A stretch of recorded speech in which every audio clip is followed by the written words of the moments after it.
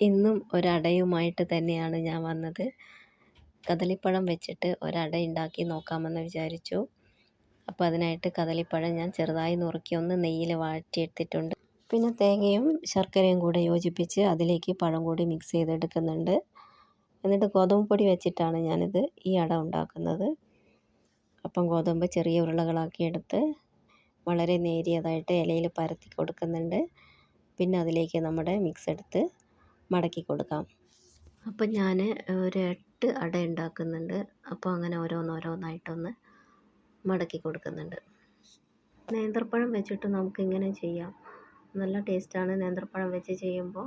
നേന്ത്രപ്പഴം ചെറുതായിട്ട് മുറിച്ചിട്ടൊന്ന് നെയ്യിൽ വഴറ്റിയെടുത്ത് ഇതുപോലെ തന്നെ ചെയ്ത് കൊടുക്കാം. നല്ല ടേസ്റ്റാണ്.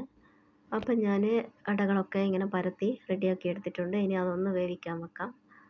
അപ്പോൾ ഇത് ഓരോന്നോരോന്നായിട്ട് ആവിച്ചെമ്പിലൊന്ന് വേവിക്കാൻ വെക്കുന്നുണ്ട്. അപ്പോൾ അതാ നമ്മുടെ അടയൊക്കെ റെഡിയായി. നല്ല ചൂടുണ്ട്. ആ ചൂടോടെ തന്നെ ഞാനൊന്ന് കട്ട് ചെയ്ത് നോക്കട്ടെ എങ്ങനെയുണ്ടെന്ന്. നല്ല ചൂടാണ്, പൊള്ളുന്നുണ്ട്. അപ്പോൾ ഇതാ ചൂട് ആറാനുള്ള ക്ഷമയൊന്നുമില്ലാതെ ഞാനൊന്ന് കഴിച്ച് നോക്കുന്നുണ്ട്. അപ്പോൾ കുഴപ്പമൊന്നുമില്ല, നല്ല ടേസ്റ്റ് ഉണ്ട്. അപ്പോൾ എന്നേക്കാൾ ക്ഷമയില്ലാതെ വേറൊരാളിവിടെ കാത്തു നിൽക്കുന്നുണ്ട്. അപ്പം വീഡിയോ ആരെങ്കിലും ആദ്യമായിട്ട് കാണുന്നുണ്ടെങ്കിൽ ഒന്ന് സബ്സ്ക്രൈബ് ചെയ്യണേ.